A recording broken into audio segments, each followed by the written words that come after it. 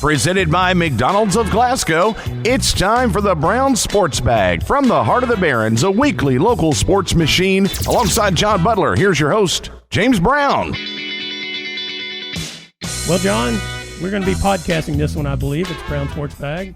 Brought to you by McDonald's of Glasgow every Monday. But we have new equipment, new studio, which is great. It's all brand new. It's very colorful. It is. It's nice. And nice microphones and the whole jazz. And but as anytime you install a new system, there are going to be bugaboos. And so we had a little bit of a bugaboo trying to get the live version going. So we decided we'd just go ahead and record something because – and it may play on air one day this week. We'll just have to see how that pans out. There is no person more helpless than I am when it comes to computers and basically technology. Well, you got some pretty good quips in as we were trying to figure this out. So you were helpful in that way. I am helpless, but I can speak. That's about it. Yeah, I guess you were helpful in the sense of levity. Okay, there you go. Well, anything that can help. Very good. We were going to talk a little bit about the Major League All-Star Game that was last week. That was we've been having to record our shows early because we've been making the transition to the new studio, and so we weren't able to watch All-Star Game and that kind of stuff. Or I guess it was on Tuesday night the game was, and so we didn't really get a chance to talk about it last week. And I think there were a couple of things about it that are pretty interesting. One is Shohei Ohtani, I believe is his name. I think that's right. He is i.e. Babe Ruth. Yes, I mean exactly. That's what people are calling him, the Japanese Babe Ruth and that kind of stuff. It's a little stretch right now. Yeah, it is, but it is impressive what he's doing here early in his career in terms of what is he hitting number 2 in the rotation?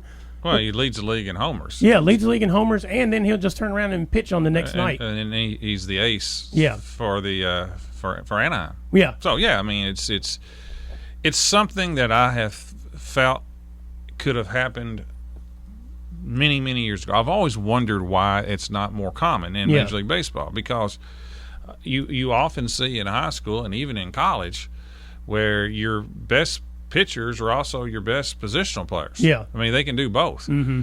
And why has not ever been used basically since Babe Ruth? It's always been confusing to me. I know it's hard to be great at both things, and to be a great pitcher, it does take a lot of specialized work just to pitch. Yeah. But I never could understood. I never could understand why at the major league level you couldn't at least be a reliever. Yeah.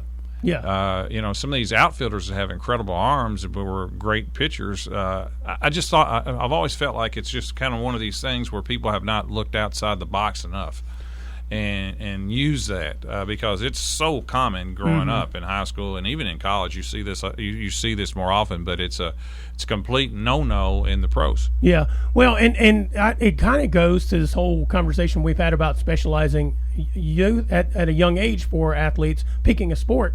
But in Major League Baseball, they specialize down to the tidbits in terms of who's pitching when, in terms of like the way the pitching rotation is and the bullpen and all that kind of jazz, and roll out a guy for one batter, just all that kind of stuff, which seems to, it's great. I would like to go and pitch to one guy. Well, you can't do that anymore now. You can't. That's right. But that's been the way it's been. Unless you end the inning. Yeah. That's great. And but that's been kind of it is, and it's frustrating. Tradition. It's the same thing with football. I've never understood. I think I always like it when you have people who play offense and defense at the at the professional level. When Deion Sanders did that and things like that. He played a little receiver. He also played. Obviously a defensive back, and you see that in high school all the time as well. Yeah. You can't wear people down as much, but I've always felt like that sometimes people's skill level is not always used the way it should be used, and it's pretty neat to watch him. He's an incredible athlete, obviously. That could throw it 100 miles an hour and hit it 500 feet. Right. And right now he's the face of baseball and surpassed the previous face of baseball who was on his team, Mike Trout. Yeah. Well, and the other interesting thing about it is baseball is, in a way, the most international sport. And now it's not really played in Europe and that kind of stuff because, they play cricket and whatnot. But in terms of like in Asia and in South America, and Central America, those kinds of things, it's kind of the sport, and players have been coming into the league from those areas for a long time. And so it's interesting, maybe because he came up in a different culture, different environment, that he enters the league with kind of a different mindset in terms of what he's capable of doing or what he wants to do. Well, I give Anaheim credit. Yes, because they said, go ahead. They did. Which is the other thing that usually doesn't happen. That's exactly right. You're told and generally if you have a golden arm, no matter how well you hit, they're going to go with the arm. Well, and I mean that's kind of why I don't like the designated hitter a lot, because I like to see these pitchers be challenged in the other areas, and I think I like to see pitchers who can hit. Well, there's that. There's that. Hey, look, they could all try to bunt when they put on the shifter or all that jazz. True. But overall, what do you kind of think of the All-Star game? I don't like All-Star games. Well, baseball, basketball, football, hockey. I'm out on All-Star games. I didn't watch it. Usually the baseball one is the best All-Star game, though, in terms of, like, competition. Well, somewhat. I mean, they'll play an inning or two, and then they'll get on a plane and leave. But I think they're archaic, and for the players' perspective, they'd probably be better off taking 4 or 5 days, have an All-Star break, and recuperating. But I am. Is there something you'd rather see in its place, like in that mid-season break in these sports? No, there's nothing. I mean, the home run derby doesn't interest me that much anymore either. And it's the same thing. It's not baseball. I mean, the NFL football game is a joke. Yeah, I can't say that one. The basketball is no better. You know, and it's just you're taking competitive people and put them in a non-competitive environment, and I'm just not interested in that. I'll be honest with you. Well, and I'm with you. I mean, I used to like the NBA All-Star Game because you would actually see competition. 20 years ago, a lot of times you first-year All-Stars in the NBA game, they might get tortured. They were there to prove themselves and that kind of stuff, and you saw, I think, a lot more competition. These days, it's not really the case. For baseball, the baseball was All-Star game has been going down for many, many years. But once they started playing interleague play, that kind of killed that. That kind of killed it. Yeah, I mean, when you did not have interleague play, the only time they would face each other would be in the World Series. It was a little bit different because you had all-stars that playing against each other that would never play against each other. That's out the window. And so, therefore, it doesn't. They can do whatever they can to the game. They made it for about 10 years. Whoever won the All-Star game got to host the World Series. Yeah. And eventually, they got away from that as well. Which that probably wasn't that great of an idea, to be honest. Well, they were trying to make something non-competitive competitive. Yeah. And again, those are just those days. I think are over. Yeah. Meanwhile, though, the Reds are still hanging around. They're in second place in their division, knocking on the door. I mean, they've had a couple of times this year where I thought, well, here we go, the Reds are going to be the Reds, but they've managed to bounce back. Yeah, I like them. I mean, it's still a question with their bullpen. I mean, and they're going to have to run down Milwaukee, who's got a really good pitching staff, and but the Reds are highly competitive. They got some. Of course, they did sweep Milwaukee right before the All-Star break. Yeah, and then they lost 2 out of 3 when they came back at home. But they got some competitive people on their team. Mm-hmm. I really like Castellanos a whole lot, and they just got some players that I like. It's the pitching is the one area that's a little shaky. Their starting pitching has been pretty good. Their bullpen has had a good run at the end of June, but all in all, it's their bullpen, and whether or not Cincinnati goes out and gets a couple of relievers or gets some players to try to win the division. That's normally something they don't do a lot, just because of the finances. But they could. I think they're better than the Cubs. They're better than the Cardinals in their division. The question is, can they catch Milwaukee? We talked about this. It's been, a month or so ago when we were kind of discussing the nature of MLB at that time. It was early in the season, and, we were going to see, which teams began to separate themselves. And I guess that's kind of started to happen. Although, I don't know, is there a clear dominant team this year in Major League Baseball? Well, I mean, the Red Sox have been good. Yeah, that's true. San Francisco has probably the shocking team, and they're think they're almost 25, 30 games over 500, but they're in the same division with the Dodgers. Dodgers have had some pitching injuries, but they're obviously good. Yeah. The Mets are in first place by 4 or 5 games. Yeah. So I don't know if there's a dominant. It's hard to say that San Francisco is a dominant team when I don't even think they're the best team in their division. Right. San Diego's good. I mean, the Padres were the team I thought was going to really separate themselves, but they haven't quite been able to do it from what I've seen. No, not really, but they put 24 runs up the other night against the Nationals, and that's a separation. Yeah, and they're over 500. I mean, there's you can see the teams that are good. I really like the Red Sox. I mean, I don't know if their pitching is going to be good enough, but they play the game what I call the right way. In a lot of ways, they use their speed. They're not all for home runs, and they I like how they play. Yeah. I really thought the Padres were going to be the team. They could, and they still could be, but sure could. They have not quite. They've not been as good as I thought they were going to be. Trading deadline is coming up in a couple of weeks, and we'll see who has a fire sale and who buys. That's correct. Yeah, that's always kind of the fascinating thing about Major League Baseball when that trade deadline gets there and these teams just liquidate assets, so to speak. I mean, there's no pretense of anything. No, they'll show you their cards. Yeah, I mean, we talk about people, losing on purpose in other leagues, to try to get draft picks. Right. Major League Baseball's never really. They've just whatever. Yeah. Well, I don't know if they lose on purpose, but they'll get rid of some of their better players and call up their younger ones. Yeah. See what they got that way, and they're going to try to win. Yeah, but they're not losing to get draft picks, but they are giving away things that would. And the other thing about baseball, before we take the first commercial break, is that the number 1 draft pick was the catcher from Louisville. Yes, Davis. Yeah, that was a little bit surprising. I think everybody thought Leiter was going to be one. He was a top 10 pick, but going number 1 for a catcher in particular, was a little surprising. Yeah, it was a pretty good. Louisville had 7 people drafted. Yeah, I was going to say it was a pretty good draft day for Louisville overall. I mean, they've had a really good team recently. Their success in the draft was better than their success on the diamond this year. They had a disappointing year. True. But they had a lot of kids drafted. It does bring to some questions about things going on around the Louisville program. I mean, they've been good, but seeing as how they struggled this year. Well, they only had 1 pitcher drafted. Yeah. It was a pitch, and they had pitching injuries. Yeah, so I mean, the talent elsewhere on the field was what it should have been for Louisville, what people would anticipate, I think. All right, it's Brown Sports Bag brought to you by McDonald's of Glasgow. We'll be right back.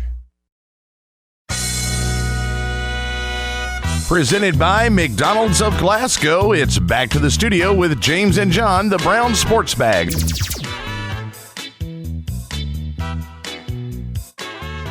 Well, John, I think one of your favorite events kicks off on Friday with the opening ceremonies of the 2020 Tokyo Olympics. 2020 because they didn't have it in 2020. It's this Friday. Yeah, this Friday. Right. Yeah, and so, people may be confused why it says 2020 on everything when it comes to the Olympics. Right. It's because they didn't have it. I like year. the Olympics. I don't care anything about the opening or closing ceremonies. But You're not into the pageantry? No, that doesn't interest me in any way. But I do like the Olympics. But it's going to be disappointing this year. It's going to be played in front of nobody. Yeah, and it's that's a real challenge. It's a real challenge. It takes away a ton of stuff, the atmosphere and so forth. It's just it's. I'm happy that the people get to compete, but it's the environment they're going into. I was reading it is really, really, really tough. Japan just does not have the vaccinations. Yeah, they don't have the access as we do over here, and they're being extremely cautious. And even the people that have arrived, they've already had athletes that have arrived that have already had COVID. So they're And plus, it doesn't look like the Japanese people are even in favor of it, to be perfectly honest with you. So it's it's going to be a interesting go at it. But I do like. I grew up watching the Winter and Summer Olympics. It's something our family always liked to do, and I've been always. Had my patriotism has always came out during that. I mean, I really pull hard for the American athletes and so forth. I like the Canadians too, by the way. But Canadians are right. Yeah, but I've always really gotten into that. So, but it's going to be different without people there, and of course, the highlight of the Olympics for me growing up is when. You had the amateurs, really. Yeah. They're amateurs or college kids, and it's a little, I don't really get into the NBA basketball players playing for in the Olympics. That doesn't really interest me. But Yeah. I like the track. I like the swimming. I like swimming. I like the track a lot. Those are probably my two favorite things to watch. Yeah. I do like the track. There are some other sports that are just kind of fringe sports that are probably pretty interesting a lot of times. But, one of the things now I suddenly can't remember if I'm about to say this correctly. I believe that they have the baseball back in the Olympics now. Yes, it is. Baseball and softball are both back in. Yeah. So I do enjoy those. Going back to the discussion earlier about the international game, is that I kind of like the Olympic baseball, the Olympic softball. I did enjoy the NBA, the Dream Team of '92. That was a pretty spectacular thing. But I'm with you at this point. Just because of the way that the whole professional thing works out, I would kind of like to see a return to the amateurs. The problem is that professionals in other countries were playing, and was part of the deal. Right.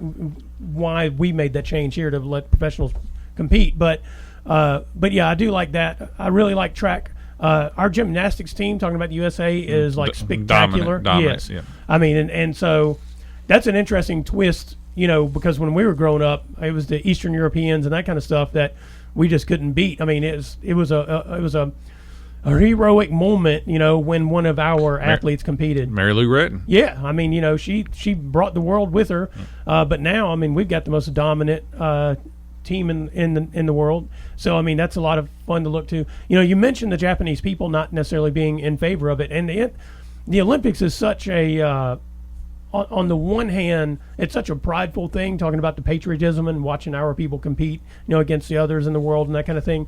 But at the same time, when it comes to all the money that is spent in terms of in Greece, whenever all the construction they did, or in Crimea, all the construction they did, and then I think in China as well, and a lot of it just is not useful for anything other than the Olympics. Right. That's kind of a downside, and I wish there was some way to change that in the future.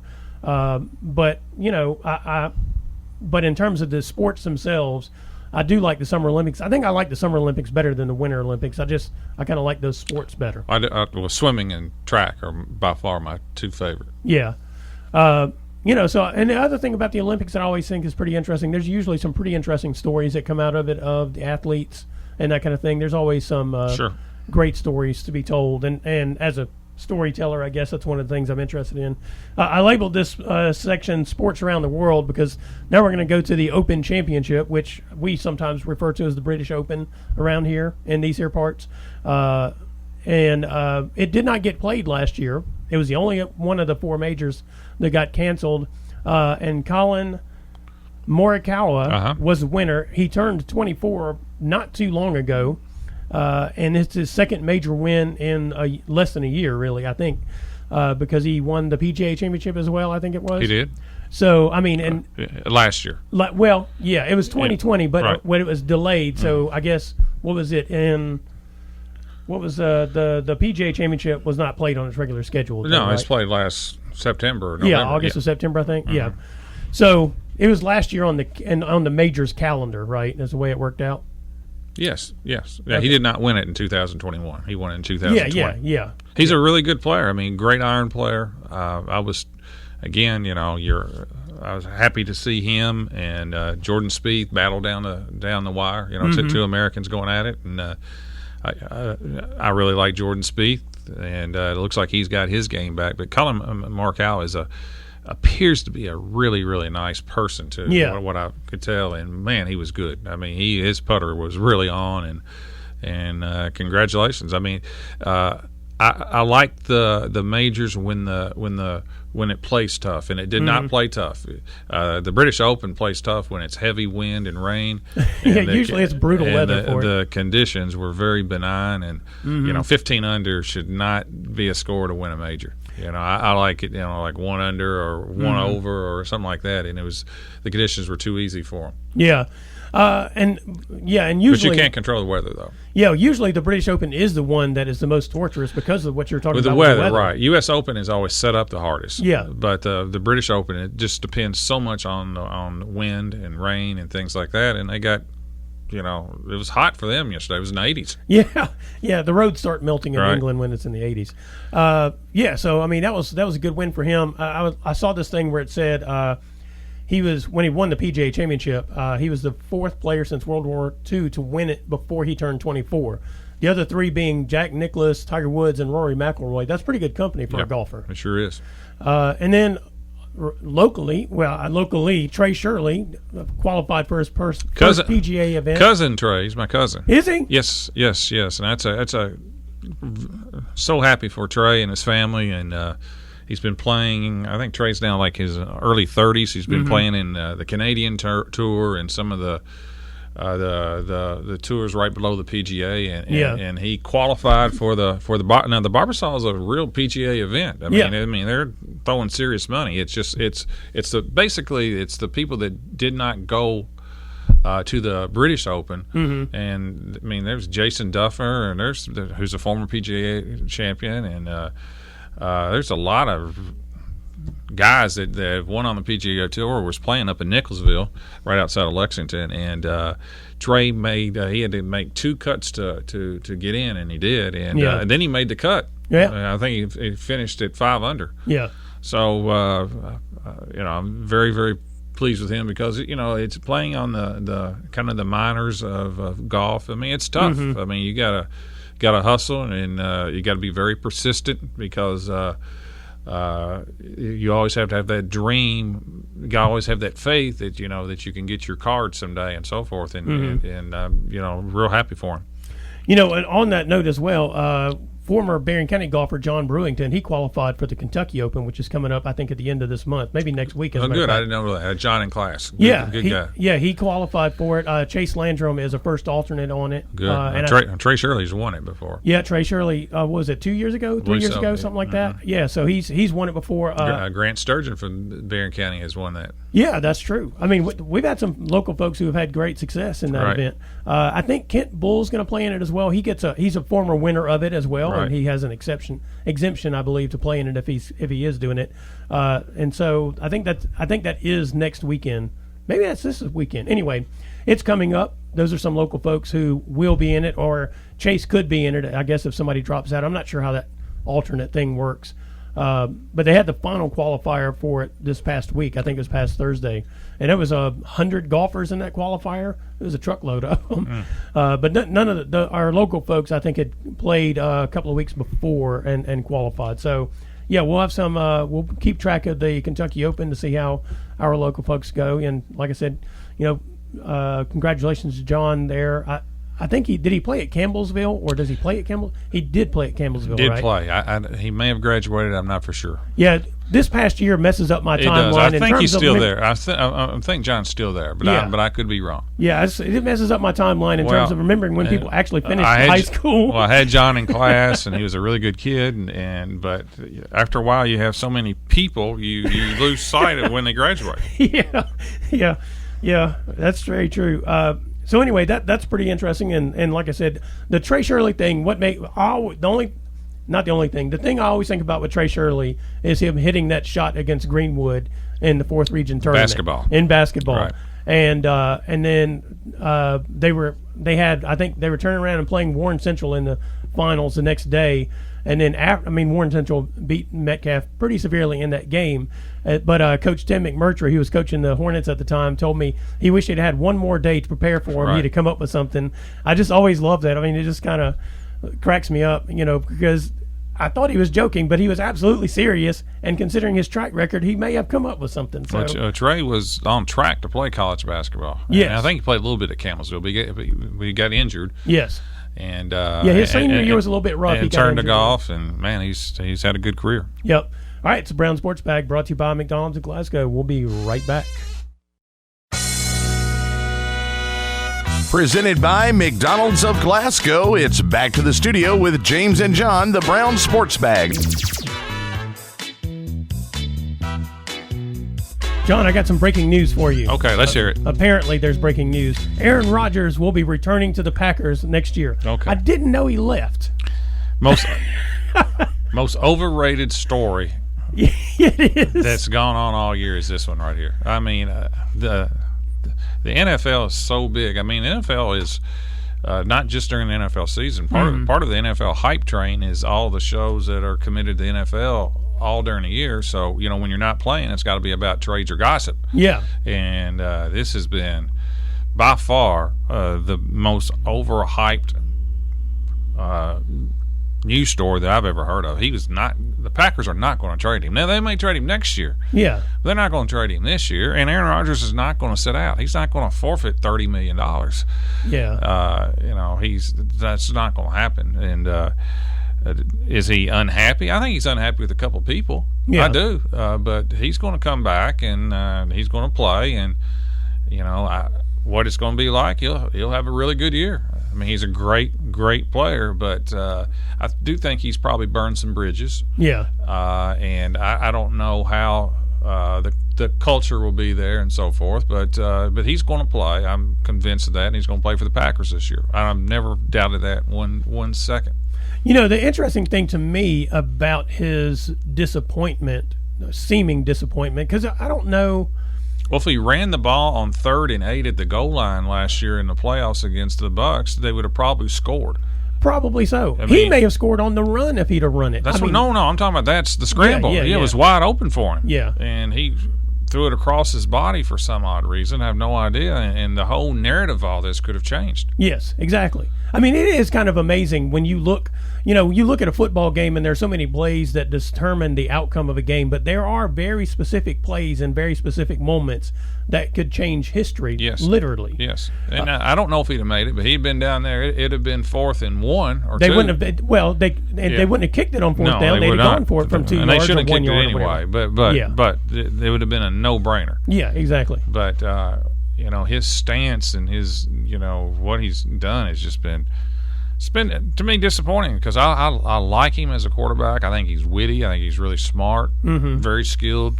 I watched the golf deal with him and versus Brady last week, and you know he's very, very witty and he's interesting. But I don't like the stance he's taken and so forth. I think I don't think he's.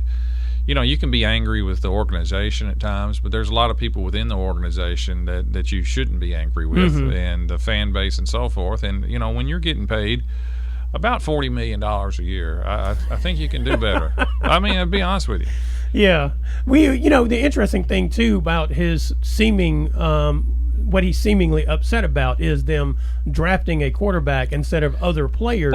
Or not re-signing some of his players that they've let go that he's probably close to and so forth. I think it's part of it too. Yeah, but it's something that you've pointed out before. He didn't have to take all the money, and he could have paid somebody else to be around him. Exactly right. That's the problem. You can't take, you know, as the quarterback, you can't take 25% of the salary cap and then complain if some of your other better players are let go. You can't do that. Right, because I mean, what your roster is being refilled with is young players or, you know, cheap free agents and that kind of thing, and so you're not really able to hold on to the players around you. That's the mastermind behind Tom Brady's success. Yes, I mean, and the thing is, they picked Jordan Love, right? They drafted him, right. It's as if he has amnesia about the fact that that's exactly how he ended up at the Packers. He was picked late because they didn't need him, and they were able to let him develop into a quarterback. He picked late in the first round. What was he, 27th, though? Yeah, but that's still first round. It is. I say picked late based on what his college numbers were. That's a big-time pick. Look, it was probably, I imagine in his mind, coming out of California, that he thought he was picked late. Yeah, I'm not for sure. I think part of the issue is probably Jordan Love.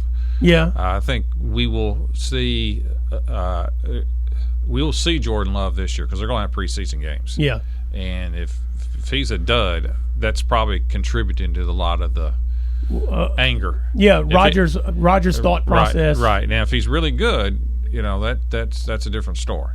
Yeah, because you would think you make an excellent point there because you would think that he would be happy if the guy is a dud. Because then he knows he gets to keep his job for as long as he's not worried about his job. That's right. Exactly. But he looks at that dude and he says he's a dud. You could have gotten somebody else instead of this dud. That's correct. And we could have been in the Super Bowl maybe the last 2 years. That's right. That's probably is. But, you know, off of the Aaron Rodgers train, I think one of the interesting things, though, is is that quarterbacks taking the money that is available to them? Because we saw the same thing in Seattle. Once the quarterback got paid, they had to let all those defensive guys go. Seattle's not the same team. They were built on that defense. I mean, Russell Wilson does great things as a quarterback, but it takes 22 or 33 or whatever that number you want to give to win in the NFL. Yes, it has not worked yet. No. I mean, Mahomes, we'll see. He got to the championship game, but he signed an extension. Mm-hmm. He hasn't really got that $40 million yet. Yeah. Brady is the success story. Everywhere else, it really hasn't really worked out. Yeah. Where the person takes all the money wins. Mm-hmm. Well, and they keep wanting all the money, except for Brady. Brady has given the blueprint. he really has given the blueprint. Yes. And I know there's a lot of talking head pressure on get all you can. Mm-hmm. But as a quarterback, at one time, how much is – I always just would think as a quarterback, at what point am I not doing my teammates a favor? Yeah. Yeah. If $40 million, if I can re-sign for $35 and maybe my offensive tackle can get that bonus, that actually kind of helps the team and you out. Well, I mean, it is kind of funny to me that quarterbacks who will get paid will then turn around and buy their offensive linemen watches and stuff. Yeah. And I'm like, yeah, I bet they appreciate that. They probably like an extra couple million on their salary before a watch. Yeah, don't buy me the $1,000 watch. Just take a bit of a haircut and let me have a little bit of that money there. Yeah, it will be interesting to see when the time comes for Lamar Jackson and Patrick Mahomes and Mahomes is already signed.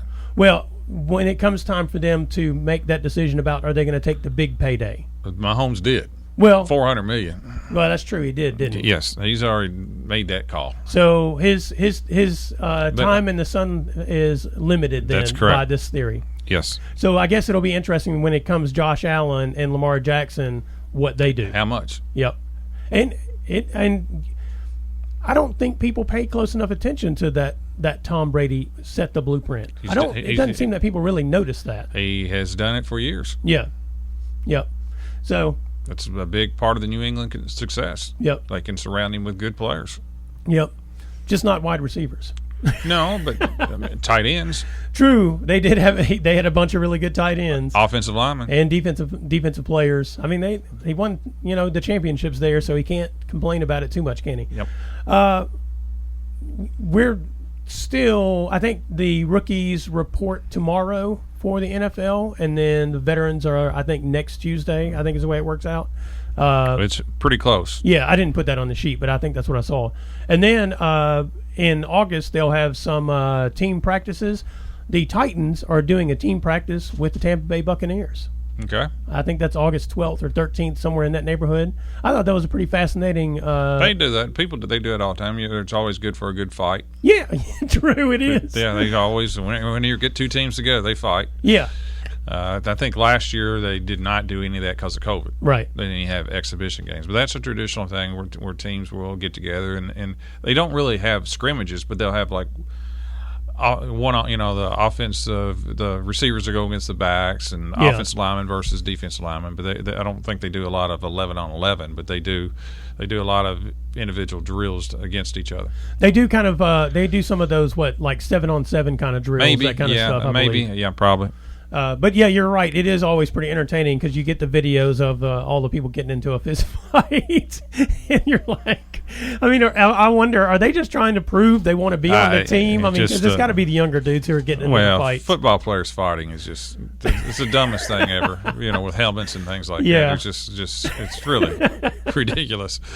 Yeah, it's the opposite of boxing and MMA. Yes, you're not really going to hurt each other. No, you just hurt your hand. Yeah, you're going to you break your hand. Hopefully you don't tear an ACL or something wrestling around on the ground, that kind of thing. So yeah, and you got to wonder. I guess when those team practices, a lot of times it's hot. They're out there in the heat, and they've already been practicing for 3 weeks or whatever that number is. Against each other, they're just ready to let off some steam. I guess against somebody else, and they're really not allowed to tackle or hit anybody. So I guess that's the part of the frustration. Yeah, it's always kind of an entertaining thing. But anyway, I don't know how they come up with who they're going to practice with. But I thought the Titans practicing with the Bucks was a pretty interesting choice for the two of them to make. Well, they're not in the same division. They're not, but or conference. I'm Right. curious. Probably not on the schedule. Maybe they could be. They may be on the schedule, but that sometimes it's how friendly the coaching staff is and so forth. Mm-hmm. It's the teams. It's not the league that does this. Yes. Yeah, and so, but I do wonder if, surely we believe the Bucks have the aspiration to be back in the Super Bowl and win it again. They obviously have stocked up for it. And so is Tennessee. Yeah, that's why I thought, it's not two teams without ambition that are going to be practicing with each other. I guess that was a part that was interesting to me. I don't think they are on the schedule with each other during the regular season, and so maybe their aspiration is maybe we could see each other again in the Super Bowl. I don't know how much the conversation goes on about that kind of thing, but I'm sure people think about it. When does fantasy football get started, John? There's drafts going on right now. Really? Oh yeah. Already? They don't even know who's necessarily on the rosters yet. Well, they know the key people, but yeah, True. drafts. I have not had any drafts, but yeah, I mean it's live right now. There's all kinds of drafts and things, so forth. Everybody has a roster. Yeah.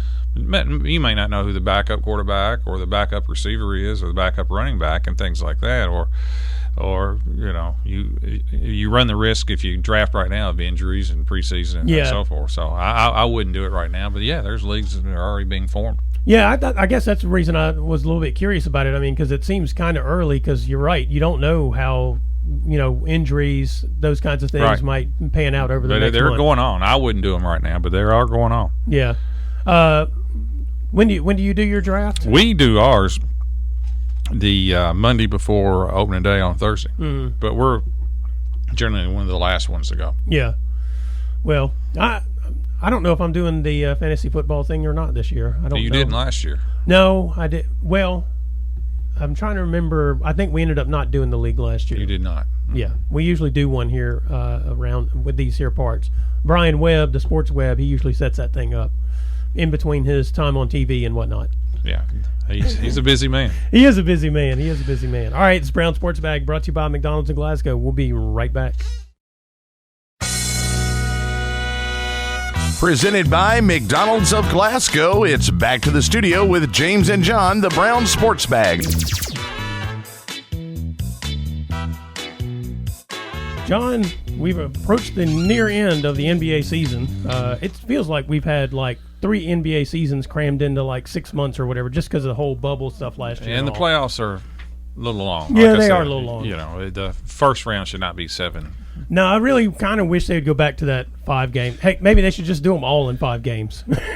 I'd be in favor of that, but contracts, except money. for the finals, maybe. Okay, that's fine. Yeah, but I think it's been an interesting turn in the NBA finals. The Milwaukee Bucks. I guess I have to take back what I said about Budenholzer last week. Not just you, but everybody else. 2/3 of the media that just jumped on the guy, because like I said, I think part of his problems is his body mannerisms. He looks sometimes like he's lost or whatever. Yeah. When clearly he has a kind of deer in headlights kind of look. When clearly he knows sometimes what he's doing. Yeah. And clearly they've made great adjustments throughout the series and so forth. And but he is he does not get near the credit as some of the other guys. Yeah, well, and I think one of the problems is that he's also saddled. Going back to when he was at the Hawks, I thought he was a great coach at the Hawks. Did a great job there. He won there when nobody else won. Yep, but I mean, it was kind of a talentless team or starless team, that kind of thing, and he seemed to do real well with that. It does seem like the last couple of years he's either struggled dealing with Giannis's development as a player, or he hasn't been able to figure out how to get Giannis to play to his strengths. So I'm not sure which one. But a couple of things turned around in this series. I mean, it looked like Chris Paul and Devin Booker, like Milwaukee had no answers for them whatsoever. And I'm still not sure they have an answer for Devin Booker. And I'm not sure if it's Chris Paul that they had an answer for with Drew Holiday, or if Chris Paul just has finally broken down. I'm not sure which thing it is. But at the same time, Giannis has realized I can't shoot threes. I'm not really a great free throw shooter, but I can still draw a lot of fouls on people as long as I keep attacking the rim and make them actually stop me. And defend. Block shot. What I like about Giannis is his attitude. Yes. The free throws it doesn't seem to get him down. Right. He keeps playing through it. Mm-hmm. He plays it unbelievably hard and unselfish. He's a model for what I believe basketball players should do. I agree. Doesn't complain. He when he takes responsibility. Mm-hmm. He doesn't mouth a lot at the referees at all. You hardly even notice it. Yeah. I mean, he's been phenomenal in the finals. Mm-hmm. But the big key is since Game 2, it's been Middleton and the point guard. Yeah, Drew Holiday. Drew Holiday has been tremendous, and the Holiday's defense on Chris Paul, he's basically just wearing him down. Yes. How physical he is. And that's, Milwaukee has finally made enough shots, but they are physical. They are physical and so much bigger in a lot of spots than Phoenix. And they finally, in a lot of ways, have taken advantage of their size. Yeah. Rather than just being a bunch of three-point shooters, they've gotten the ball inside, and they've really attacked the rim and so forth, and taking advantage of that. But saying that, it also, from the Phoenix perspective, Game 4 and 5 came down to Phoenix had the ball and had a shot to win both times, and didn't even get a shot. Right. Turn the ball over. Whether Chris Paul or whether it was Booker. Yeah. So it's not like Milwaukee is just dominating. These games are close. Mm-hmm. I mean, they're going down the wire and they're close, and Milwaukee misses enough free throws where you never feel comfortable if you're a Milwaukee person because they're shaky, mainly because the Greek Freak is a shaky free throw shooter and he's going to be on the line. But, Phoenix is by far not out of this. I mean, the games are too close. And would it surprise me that Phoenix wins it? No. But something about Milwaukee is pretty cool to watch. Mm-hmm. They play hard. There's not hardly any ego on that team. Yeah. I mean, Middleton and Drew Holloway are just no ego, really. Yeah. They are and maybe this is the Midwest city, and they play like it. Maybe this is the Budenholzer influence that is a positive, but sometimes looks like a negative. Well, he doesn't have any ego. He does not. It's not about him at all. But their best player doesn't. Yeah, and that's the key in the NBA. Yeah. That's the key. And he could have left, and all the media people were, the sports media people telling me he's got, you can't play in Milwaukee. What are you talking about? Yeah. He re-signed. He's been one of my favorite players from the get-go. I mean, he was 19 when he came into the league and grew up in Greece, and Greece is not necessarily a hotbed for basketball, so he doesn't really have that. He hasn't been pampered all of his life. I'll tell you something about Greek basketball, though. They play rough, and so growing up in Greece, I had to play against some Greeks whenever I was playing over in Wales. And they didn't play basketball. They ran you over. They pummeled you. They beat you up. It was very rugged, and I imagine that's just the way of the Greeks playing basketball. So I imagine growing up, going back to the physical thing though, he was a wiry 19-year-old growing up in Greece, but he probably learned to play. He probably got beat up quite a bit. Yeah. Well, I like their team just because I'm not into the egos and things like that, and you should leave and go play with some other great players. And he said, no, I'm going to re-sign right here with Milwaukee. Yeah. And great players if they want to. And they, they added, they re-signed Middleton and they traded for Drew Holiday. But Drew Holiday is, he's not an A player. He's not one of those, but he's a good player. But he's a perfect role player for them. He sure is. And they've got other ones. Yep. That other teams could have gotten. Yep. I'm happy. Here's the thing.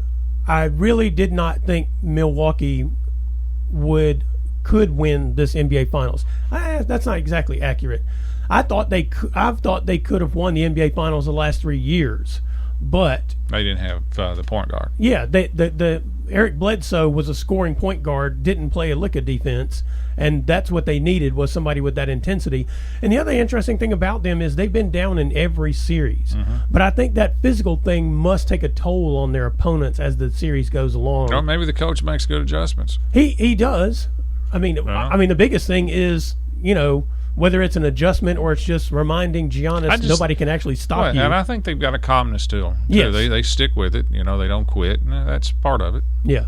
But I'm with you. The Suns could still win this They because could still win it. They are a team that can just flat score. They can. And if they don't make those mistakes at the end of these games, whether those mistakes were fatigue or whatever, they may have already won the series. It may have been over with already. Very true.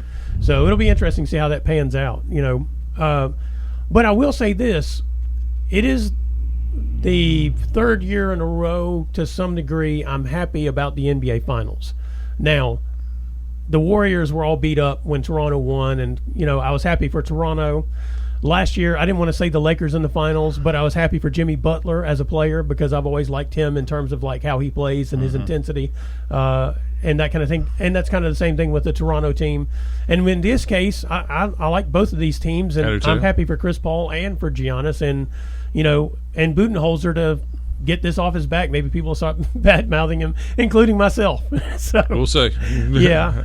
One of the things we're going to be doing around here is we're inching closer to the fall sports seasons. So practices have started. Yep, practices have started. I've got to get out to get some more photos at some Barron County soccer. I got some from Glasgow last week. Saw those good pictures online. Thank you. 104thescore.com if you want to go check them out. And then, so starting next Monday, we will start having a parade of coaches on and get them in here. And get them to talk about their teams. Get them to take the truth serum. Yeah. Yeah. We'll see how that works. Eliminate the coach talk. I'll leave that up to you. No coach talk allowed. You got to tell them that when they come in. As a coach, I'm telling you, no coach talk allowed. No coach talk. We're working hard. Yeah. I mean, it's, I will say we're pretty fortunate.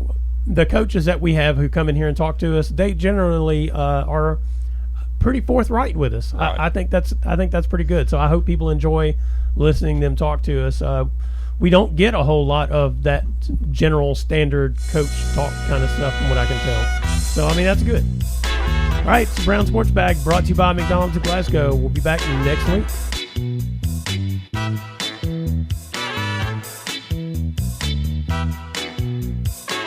Thanks for listening, and be sure and join James and John once again next Monday at 4 for the Brown Sports Bag, a local weekly sports machine presented by McDonald's of Glasgow.